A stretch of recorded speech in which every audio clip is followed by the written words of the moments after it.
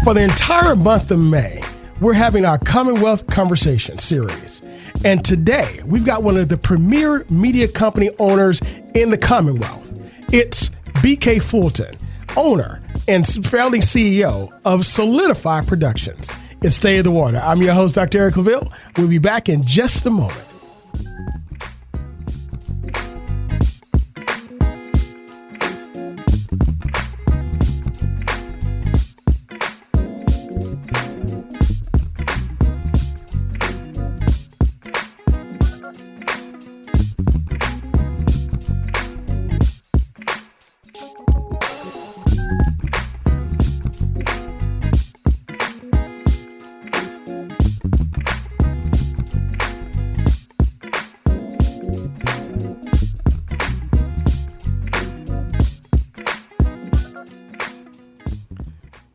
Welcome back. It's Stay in the Water. I'm your host, Dr. Eric Claville. We want to welcome you for joining us here as we broadcast on the campus of the Norfolk State University, broadcasting live on Hot 91, the soul of VA. I don't know about you, but it is a beautiful day here in Hampton Roads, Virginia. So wherever you're listening to us from on our TuneIn app, or if you're listening online, we hope you're having a beautiful Sunday as well. As always, we've got our producer, Marvin Folks, also known as DJ Scandalous, who keeps us here on the air right and tight. You can hear him every day, Monday through Friday, from 2 to 6 p.m. here on Hot 91, the soul of VA. And of course, I've got to give a shout out to the greatest alumni in the country. It is the Spartan Nation, because without you, we couldn't do what we do. You guys support us tremendously. All of you that are listening, whether you're on campus, in the community, again, across the country, across the Commonwealth, and also overseas. We want to thank all the Spartans because you're doing phenomenal things here across the world. And listen, we've got graduation coming up, right? Graduation on the 7th, the day before Mother's Day. So this week is tremendously impactful, right? Because this is the last week that, I would say of school. We've got students who are moving out. Last grades are being put in. Those who are walking across the stage. We see students all across campus taking graduation pictures, and families are getting ready to drive in and come and enjoy all that is great about our wonderful city, Norfolk, and the region, Southampton Roads and all of Hampton Roads. But not only that, but they're coming to enjoy the fruits of the labor of their children who have gone and put in the work. And now they're graduating, walking across the stage, getting ready to go out into the world and do great things. So for everybody that's graduating on May 7th, this Saturday, we want to say congratulations to you in advance. And of course, we want to say happy pre-Mother's Day to everybody. Now, we're going to say happy Mother's Day on next Sunday. But again, it's just we always want to appreciate our parents, especially our mothers.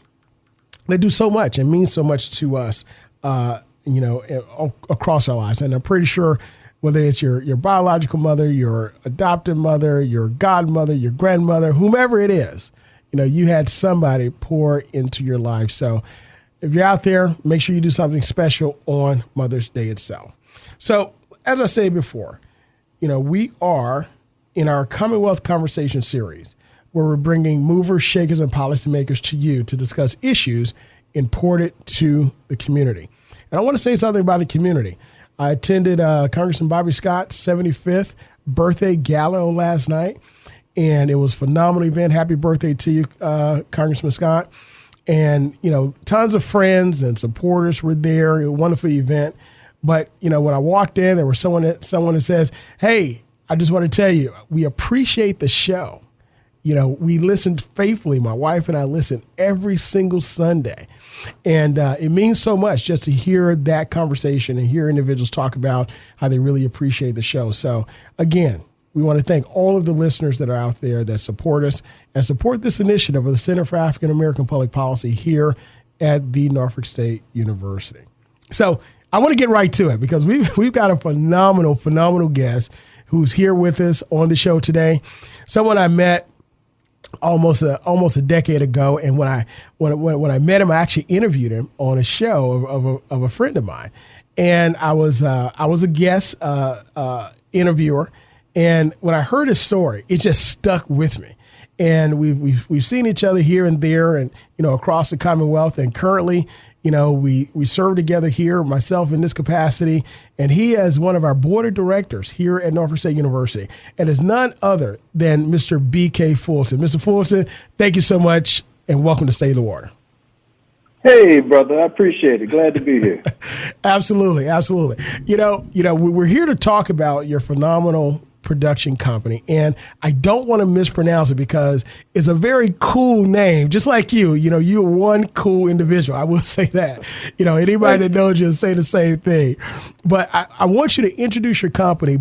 And after you do that, I want you to talk about your story on how you got to the point where you are, and how you had this vision for what you're doing now, and it all started in college. Okay, sure. So the name of the company is Solidifly Productions. Solidifly. And you can find Solidifly Productions, Solidifly. And it's fly because it is cool. But also it's a play on the word solidify, because we want to bring the community together. We want to tell the stories that haven't been told too often when women and so-called minorities get to tell their story. It's through this prism of sorrows. So you get too many films on the enslavement of our ancestors, too many productions on problems in our community. It's as if we're trying to sell trauma, and you get fewer stories on when we're winning, when we're successful. And the connection between creating this company and my own awakening are very poignant. When I was in college, I went to Virginia Tech for engineering. Now, back in the 80s, early 80s, that was the first school in the world to require incoming freshman engineers to buy a computer as part of their standard school supply. We take it for granted today. It's 2022. But back in 1983, 84, even most companies didn't have PCs. They had what's called mainframes, big giant computers at some central office, and then dumb terminals, a monitor and a keyboard for the most part, back wherever the worker was at his or her desk, or if they had remote, then at their home or satellite office. And the mainframes were really expensive. And by the time IBM invented the computer, and it was a brother who actually led the team that invented the PC. A lot of people don't know that. But by the time they invented it, people began to say, this is going to be the wave of the future. Virginia Tech struck a deal with IBM to get the computers subsidized for 50% off. Wow. And so it was still, $6,000, 50% off $3,000. So it's still quite expensive. Again, we're talking the early 80s. And so all of a sudden, by 1984, Virginia Tech had the most computers per capita than any place on the planet. Wow. And it was not insignificant because, interestingly, a lot of the members of our class went on to run companies. And a lot of it is because we had this technological prowess that would become in demand over the course of the next few decades. And so for me, though, I was in engineering at Tech, but also the challenge was it was this big, predominantly white university, and I was used to being in Hampton, Virginia, Newport News, Tidewater area with my family. And I was used to my radio stations, yours and the others that played the music we loved to hear. And when I went to Blacksburg, Virginia, it was cold. The music wasn't familiar. I wasn't hardly thinking about no class. Right. And ended up playing a little ball. I was a basketball player in high school and wanted to keep that going. It was a lot of beautiful people there, and brother could hang out and dance and then go to class. Wasn't nobody really standing over you to make you go to class. So right. some things you learn the hard way. That's right. And I did my share of having fun. And so by the time the grades started coming, they weren't too good. Bottom line, I was flunking out.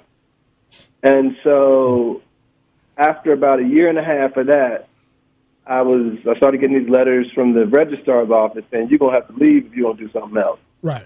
And I went to the library to plan my escape from Virginia Tech.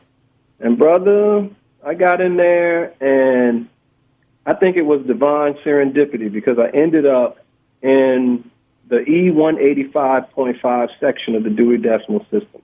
That's the system in a library that's focused on black people, or the section of the library focused on black people. And so I started reading about Lewis Latimer and Granville T. Woods and Elijah McCoy. I'm like, wait a minute. We invented the third rail and sold the patent to General Electric in 1901? What? We helped to create the light bulb that burns to this day? When people say the real McCoy, they're talking about a brother. That's and right. All of a sudden, I was like, it was a mind flip. It's like my thought process went to another level. And I was like, oh, my God, I've been hoodwinked. I've been tricked. I can make it here. This ain't about affirmative action. This ain't about all this sadness and sorrow. This is about somebody didn't want me to know how bad we were in a good way. And so I'm like, okay, all right. So I got mad at first.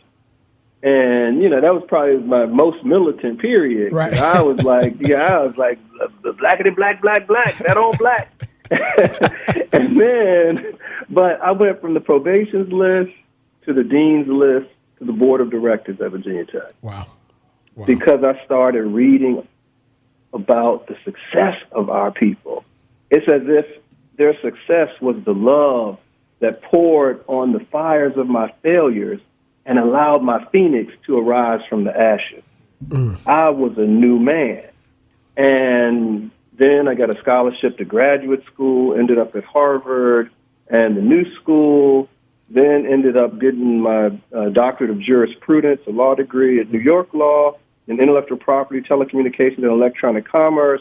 Then I worked for some of the world story companies, America Online, Time Warner, the U.S. Department of Commerce, then ended my more traditional career with Verizon in 2015. I did also have a stint with a nonprofit called the National Urban League, where I founded their technology programs and policy department. We were the first nonprofit of any kind to broadcast over the internet and made waves with a little-known company called Broadcast.com that was owned by a guy who would then sell it later to Yahoo for over $5 billion, and his name is Mark Cuban. So there's a connection with Mark Cuban and the work I was doing at the National Urban League. But anyway, long story short, learning about our ancestors transformed my life. And so when I retired, I was like, well, what would happen if I could take those lessons and put it on the big screen and put great music with them and great acting talent? If it can change my life, maybe it can be a blessing for others. Wow. Because I'm tired of the slavery stories. I'm tired of the domestic violence stories. I'm tired of the boys in the hood stories. I'm tired of the Pookie got shot stories. We trying to give Pookie a break. It's Stay the Water. I'm your host, Dr. Eric Claville. We have with us in our Commonwealth Conversation series, Mr. B.K. Fulton, who is the founding chairman and CEO of Solidify Productions. Solidifly. Man, I'm going to get you, brother. You messing with me. Look.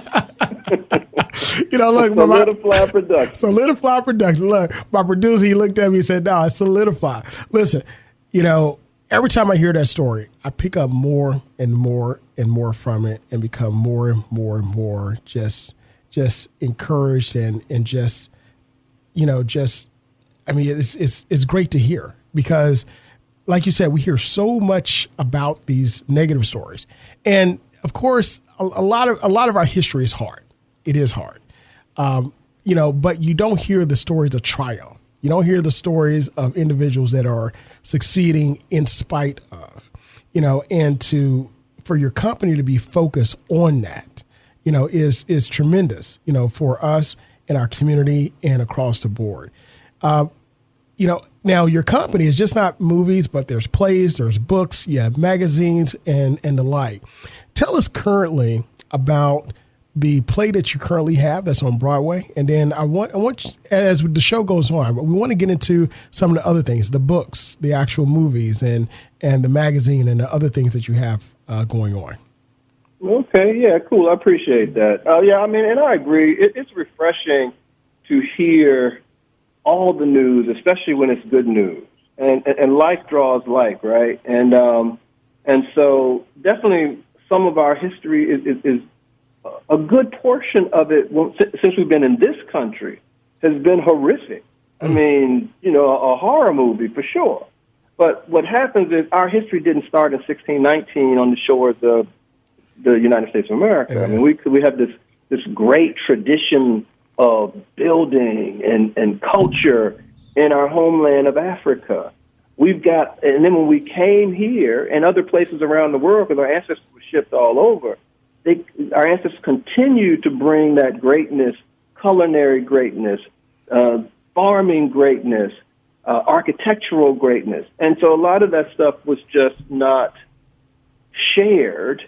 And if you're not the one writing the books, people don't know. Let me give you a quick example, and then I'll go into some of the current projects at Solidifly. So what if I told you that in the late 1700s, the champion fencer in all of Europe was a brother?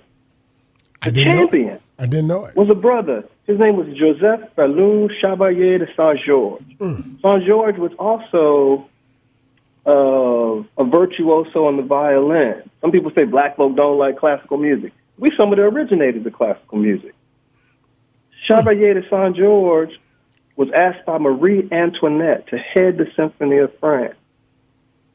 When Mozart went to France at 16, he had to hawk stuff to try to get there. He was broke. He went to France to learn from the great musicians that were there, because that was the happening scene at that time. Mm-hmm. And Chevalier was considered the greatest at that time. Chevalier also created a legion of 1,000 swashbucklers of African and mixed race descent. And one of his lieutenants was T. Alexander Dumas, father of Alexander Dumas, who wrote the Count of Monte Cristo, the Three Musketeers, and the Iron Mask. Yeah. So the cornerstones of French literature, influencer of Mozart and virtuoso on the violin, and the current on-guard stance in fencing is all from the same brother that nobody knows about. How could that be? How could that be? Zora Neale Hurston, J.A. Rogers, other writers like that. If you go back and listen to some of their writings and look at some of their words, they were trying to tell us some time ago that, hey, J.A. Rogers, great men of color.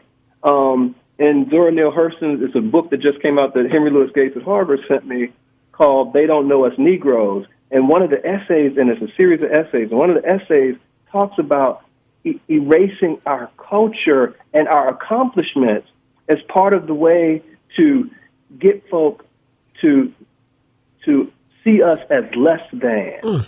And when you see people as less than, you feel okay being barbaric to them, treating them wrong, taking their thing. And if you can get them to believe it, sometimes you don't even have to take it. They'll turn on each other. Wow. And so basically what we have to do is take the antidote of our success and teach that. But if we keep selling trauma, we're going to keep experiencing trauma. When we start selling success, we're going to experience success. I mean, I'm a guy that's no better than anybody else. When people see me, I went on to run the Mid-Atlantic region for Verizon. So I had, when I retired, probably about 45,000 employees. Wow. If I can do that, anybody can do it. So when I got ready to start a movie company, I brought that attitude to it. The attitude that said, if anybody has done it, I can do that too. Because my ancestors built the pyramids. My ancestors built Lalibela. My ancestors invented all these things that people use to this day. They might not know it, but I know it. That's right. And that's enough, because I am enough, because they done told me so.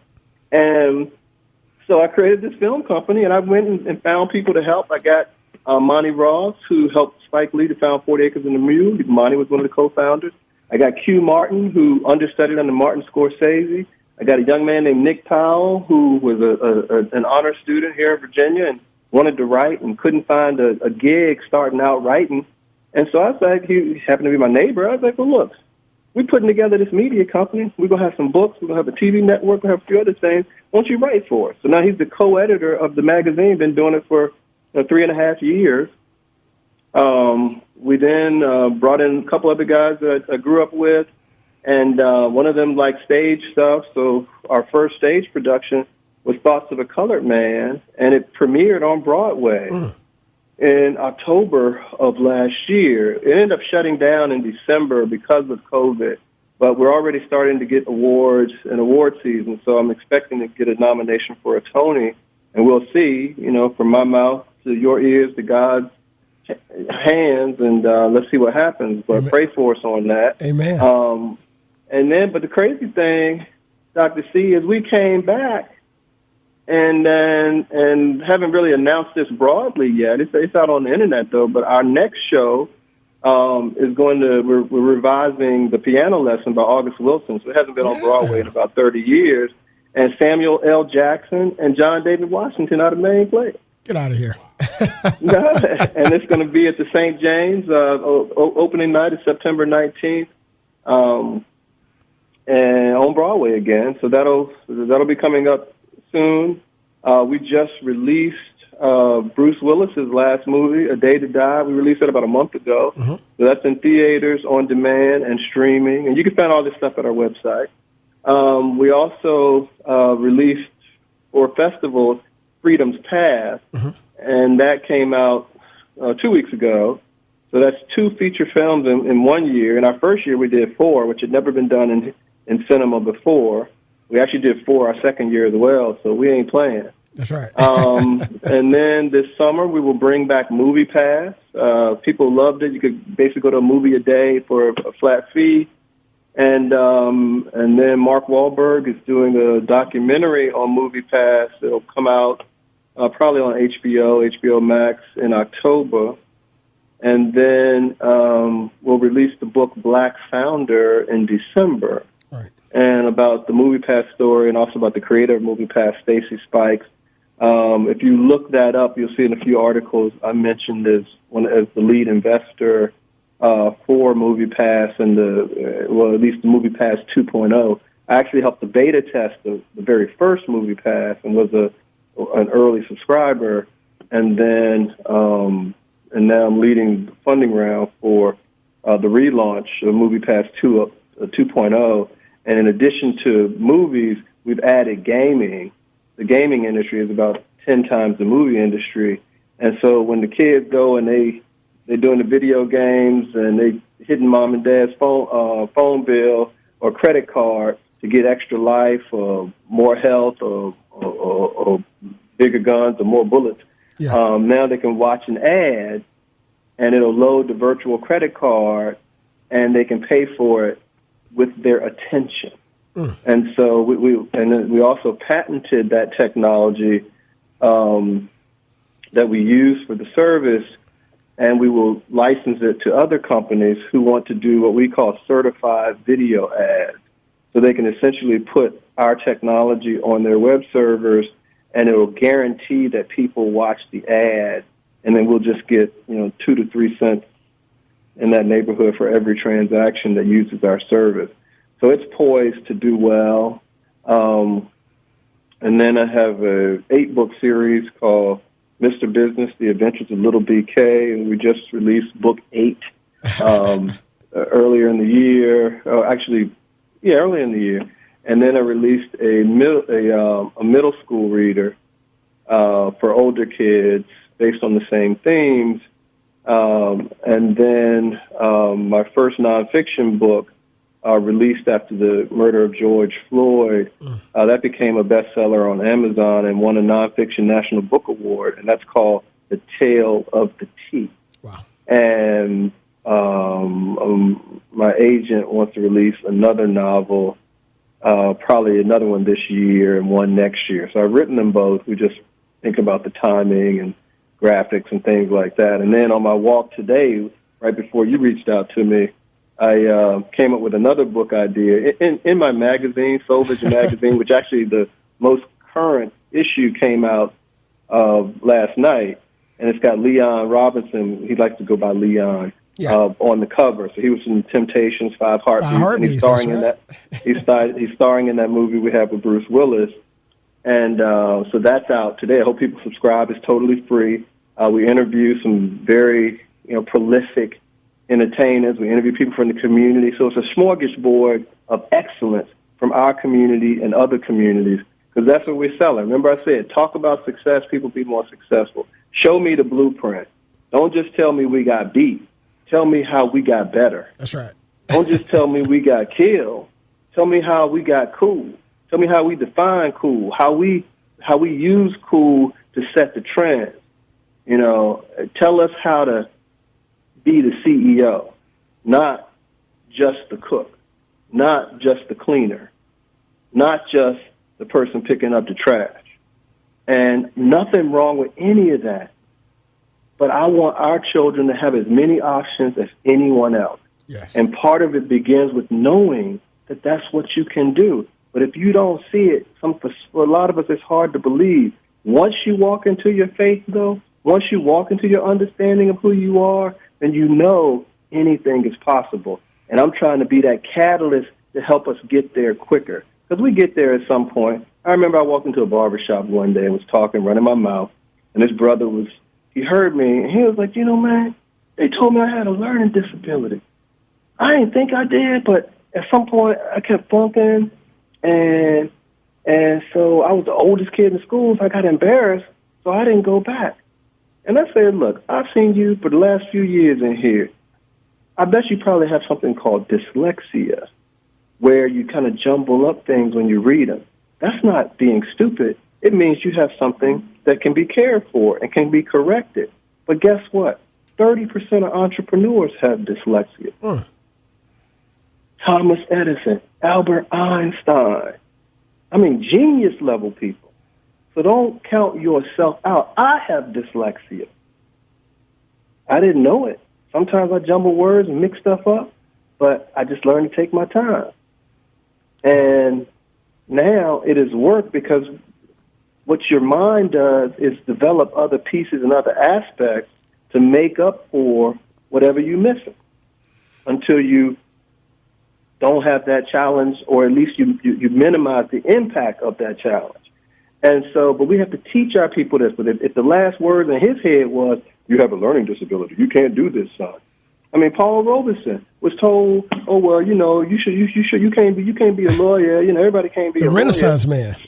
Renaissance man, graduated #1 at Rutgers, went on to Columbia Law School, was practicing law, and then he realized what his people needed was not him solving cases somewhere. What they needed him to do was to tell them who we were, doing Othello and things like that. He was like the first black to do it, the first black lead on Broadway, a whole number of things. And Paul Robeson was fantastic.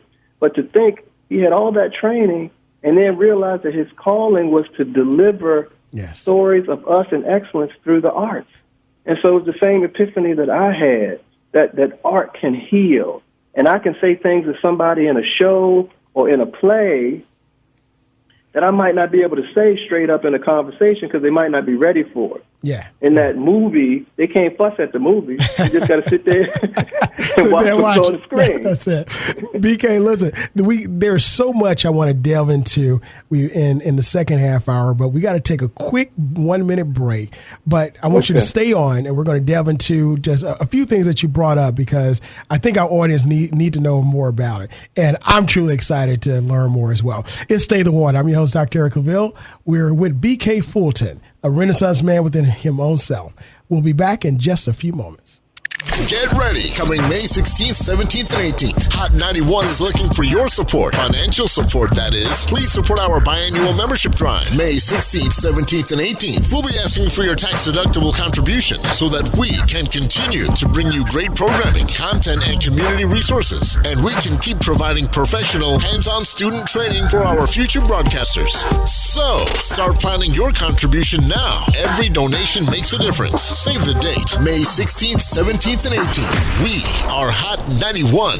If you are a charity, foundation, or 501c3 organization and you have an initiative that you would like to partner with WNSB, well, send us an email with the flyer to wnsbradio@nsu.edu. Announcements are based on availability.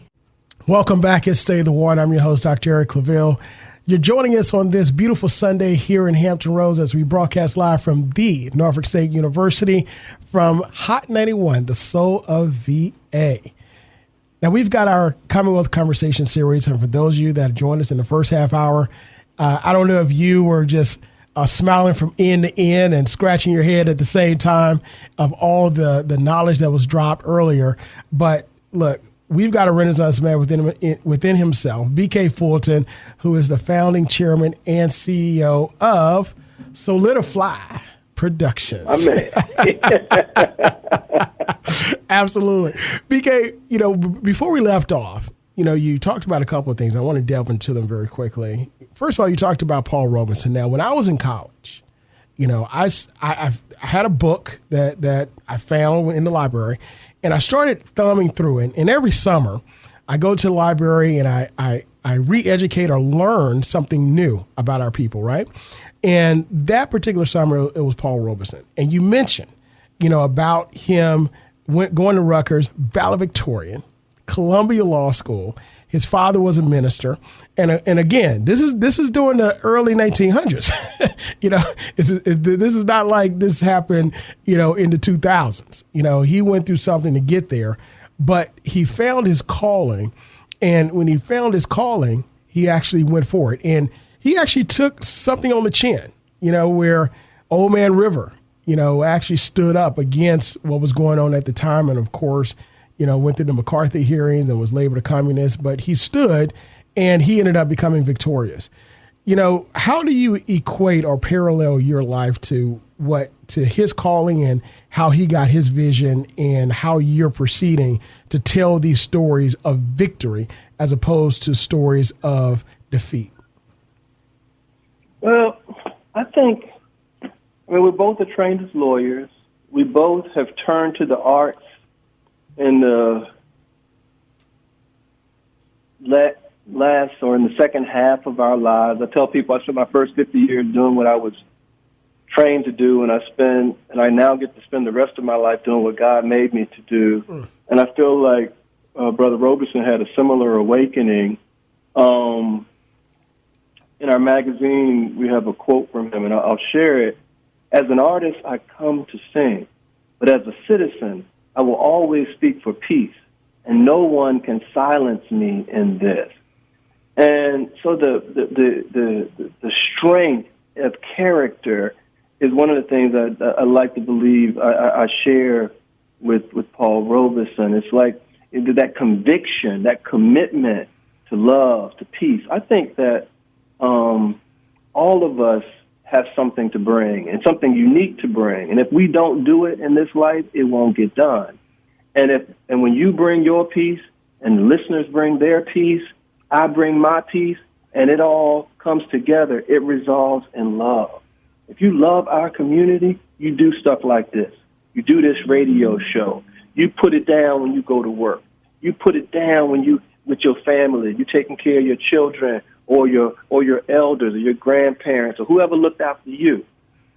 You take care of your business and school so that you can come out and have a better life, become the best version of yourself, and you can help and offer opportunity. I know a brother who graduated from Norfolk State. As you said, I'm on the board there, and he now works for IBM, where my computer came from, interestingly enough.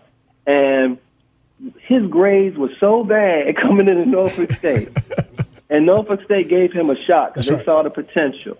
He got it together, got that fortitude.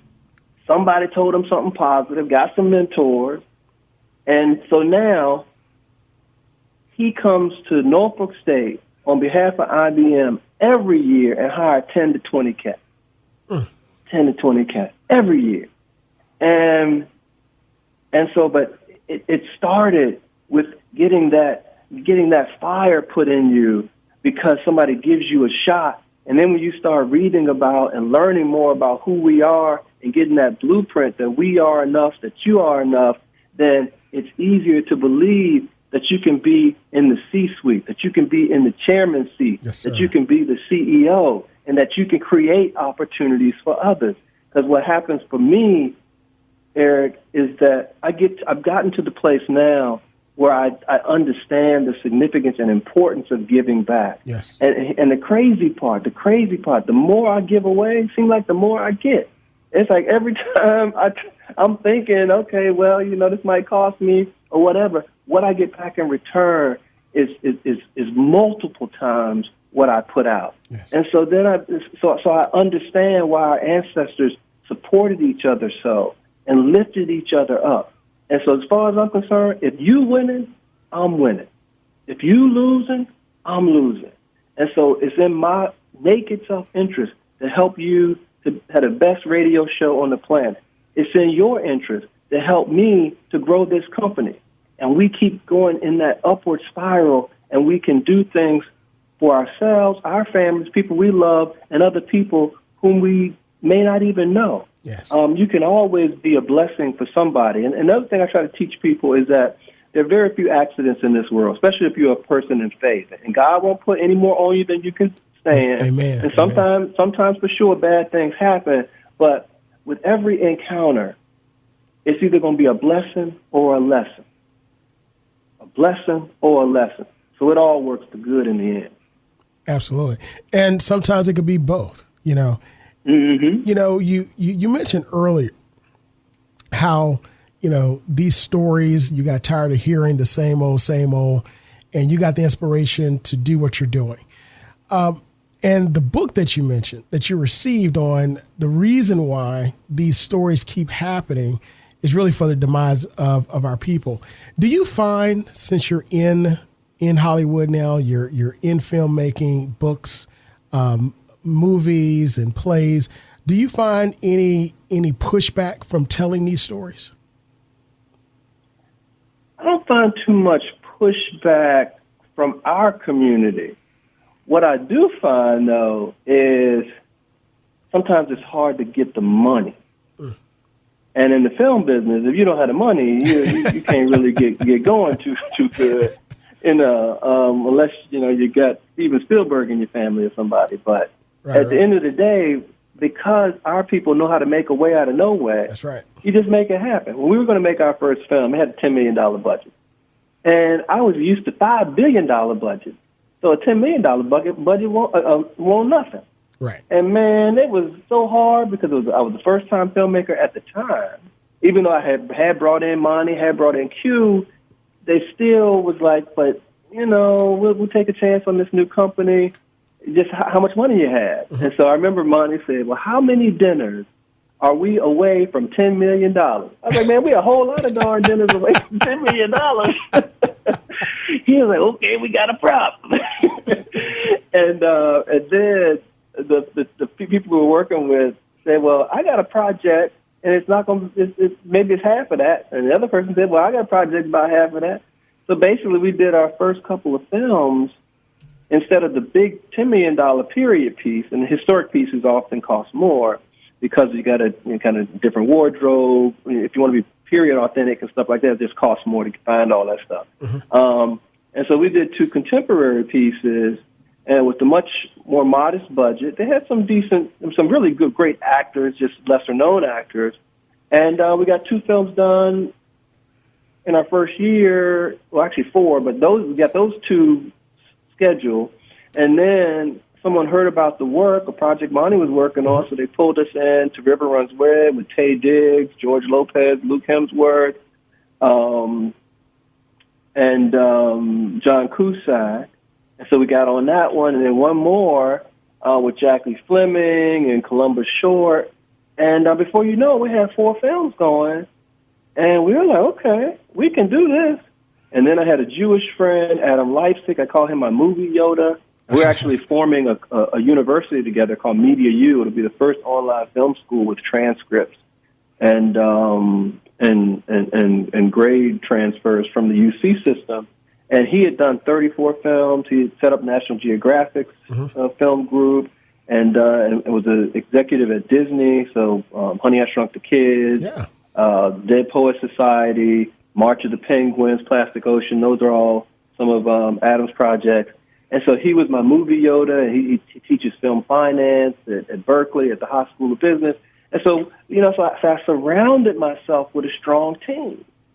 And we were making magic happen. We're still making magic happen. I mean, this year we probably will release 4 films again. I mean, I don't know if I can do 4. I mean, that'd be, but that's the way it's looking. And that'll be all right. I mean, one of our films, our Afro-Caribbean film, Joseph, won the equivalent of the African Oscars. We won a 2020, so December 2020, we won the AMA Award, competing against some really big budget films. Yeah. I mean, it was crazy. And then also I get this call. I didn't even go to the show because it seemed like we weren't going to be in the running, and we won the whole thing. I'm getting the call, BK, we won. We won what? We won the whole thing, the big prize, the number one. What? And so, it was cool. And so I tell people, look, God blesses all of us to turn our dreams and ideas into their tangible equivalents. That's right. But you have to have the faith, be willing to do the work, and expect the outcome. That's it. And on any one of those 3, people sometimes fall a little short, but you got to keep going. And then you keep having those successes, and then you see how things work. And before you know it, you're winning the top prize. You're getting to your goals. It's a beautiful thing, and so I enjoy all of the opportunities that we're getting, because once you start having the successes, then people want to align with you. I mean, when we did Thoughts of a Colored Man, it ended up in every major publication, ABC News, Nightline. We were killing. People lined up around the building. I just get excited even thinking about it, and we think we're going to be able to do the same thing with the piano lesson when we bring that back out. Yeah. But I wanted to read something, if I can. Something I wrote a couple of days ago, just talking about these kind of things. And I think it's Sunday, so it may be a blessing for some of the listeners. But on my Facebook page, I'd done a photo shoot Monday for a magazine that'll come out later in the year, and I wrote this: "Yes, you are the secret to all that God has prepared for you. I went from the probations list to heading a Fortune 30 company, retirement before age 50, and then founding a media company with award-winning films, books, and plays on Broadway. People ask me what the secret is. I tell them that when I found myself, I found my superpowers. I started with books about inventors, creators, and leaders that looked like me. Then I started reading about everyone who did something of note, no matter the geography, gender, or race ethnicity. Then I went to work by writing down a 60-year plan and acting on it. Then I began giving it away. Read that again. I learned that the real genius in the world is finding the genius in others. You are enough. You are the secret to all God has prepared you for. Let's go." Wow. You are enough.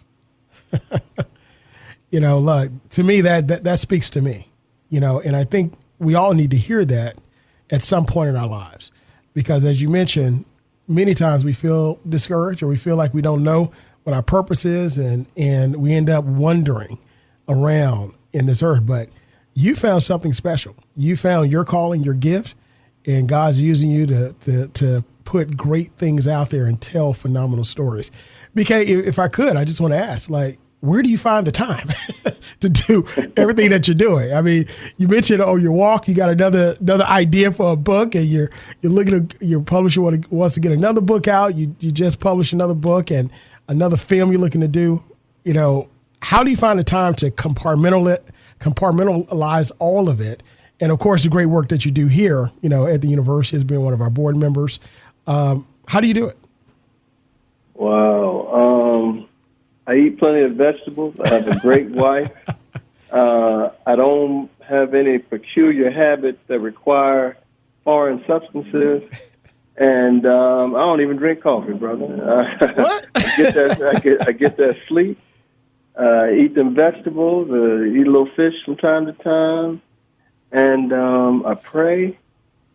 And I ask God to give me the strength to do everything that I am supposed to do.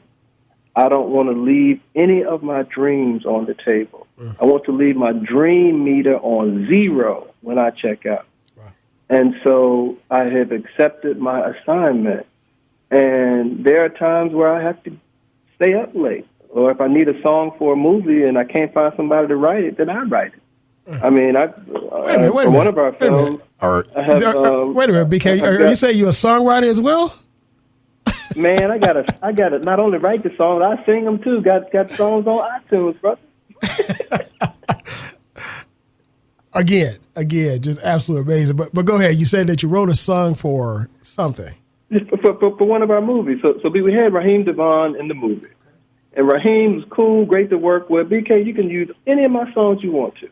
And I said, appreciate it, brother. Now, I'm a lawyer. So when we looked into what's required legally to do that, he didn't have what's called the sync rights. So the rights to put it in a film. Right.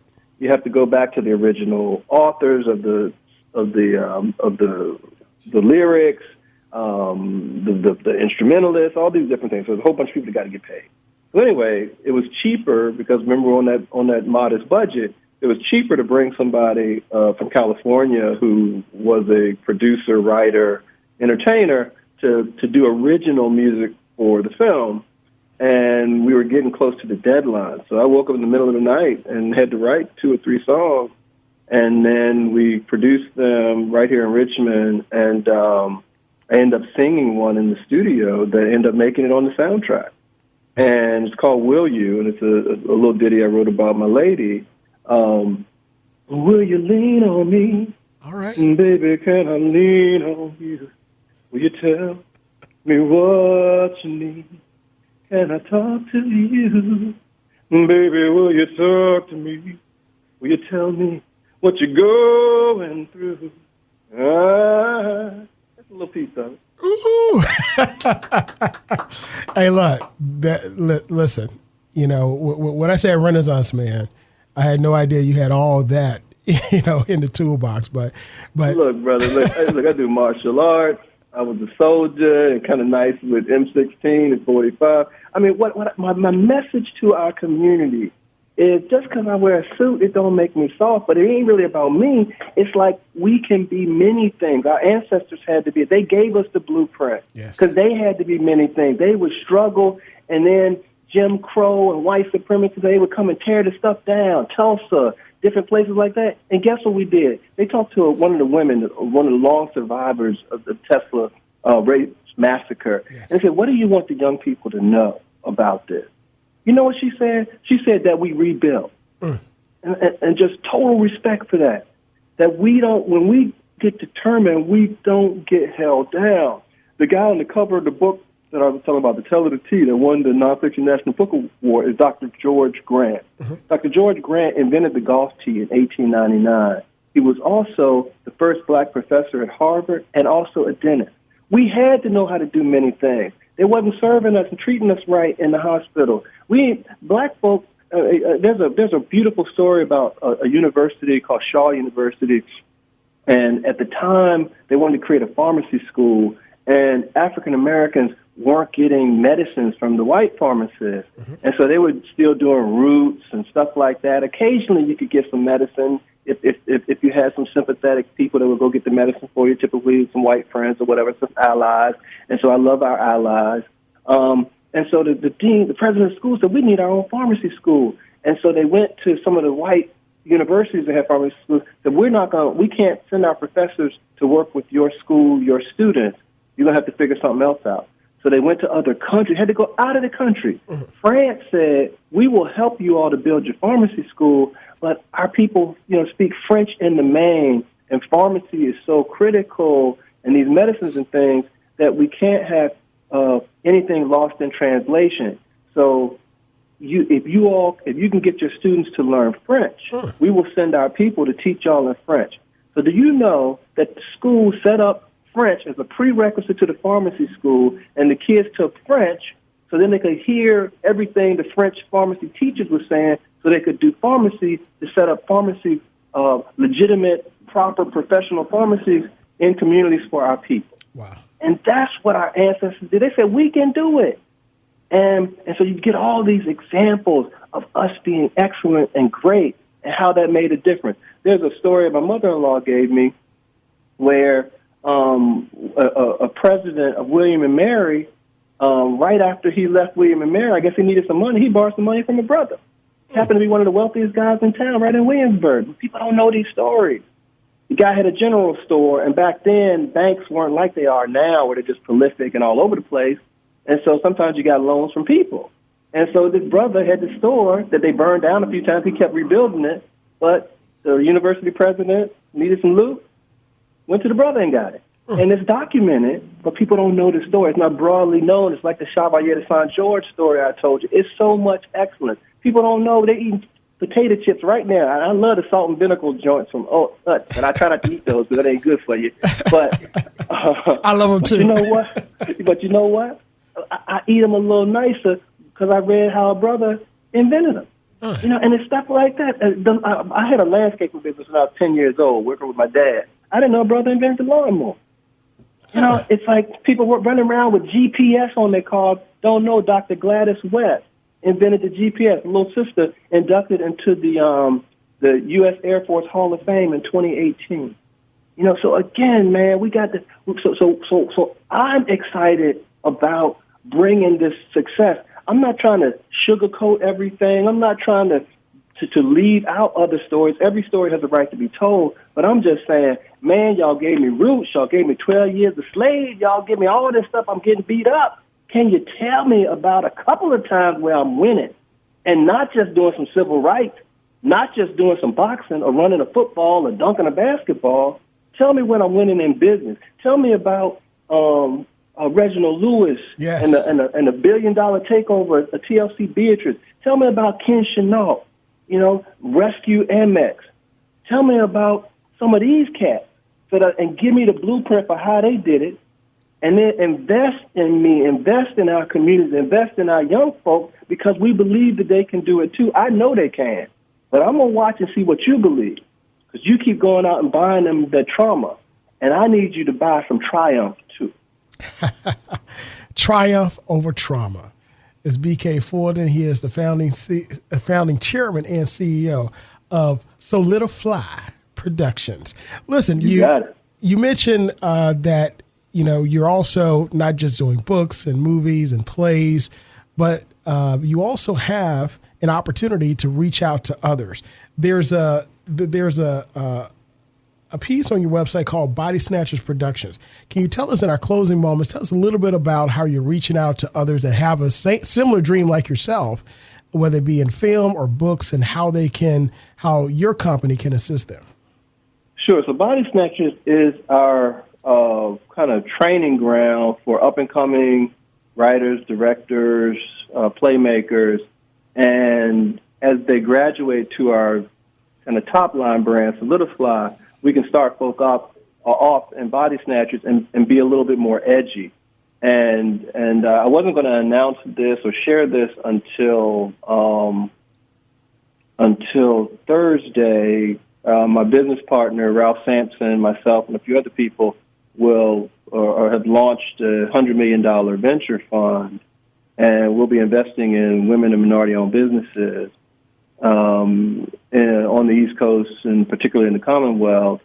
And so that'll be another resource to help fund projects at Body Snatchers, but also other projects. We'll have entertainment and media, a hospitality, and then a general business segment. So at least those three verticals, and that'll be available soon, because we really believe in putting your money where your mouth is.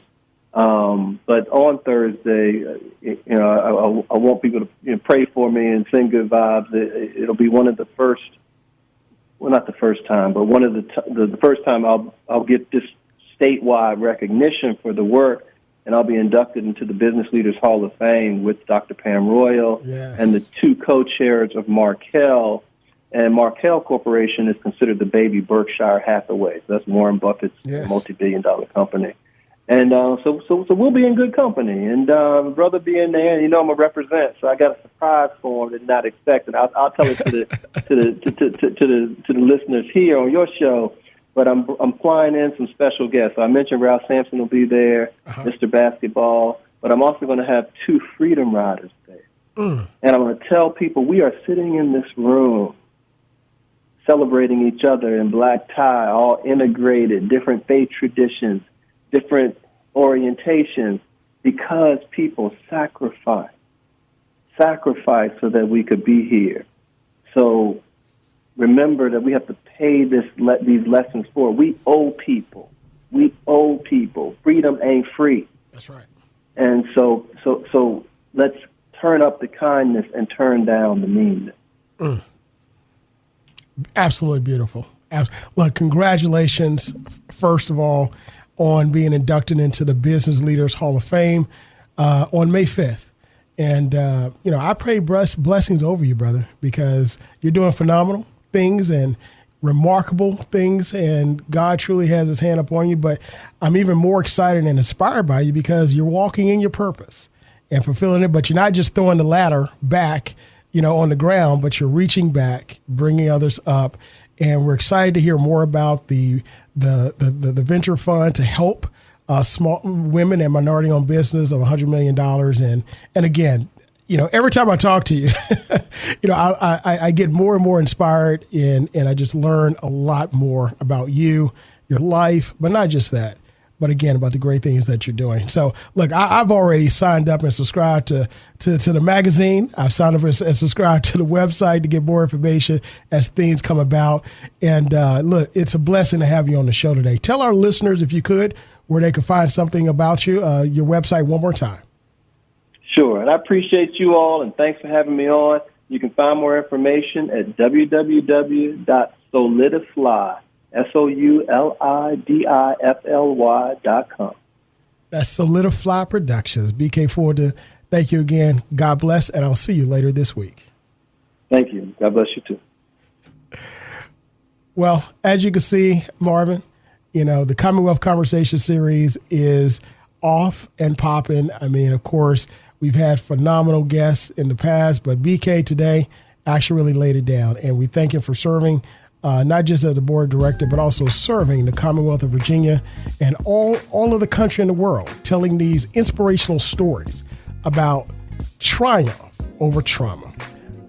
This is Dr. Eric Claville. We want to thank you again for joining us here on Stay the Water. But guess what? You can join us every Sunday live at 1 p.m. here as we broadcast on the campus of the Norfolk State University on Hot 91, the soul of VA. And once again, God bless, walk in your purpose, and do good each and every day. We'll see you next week.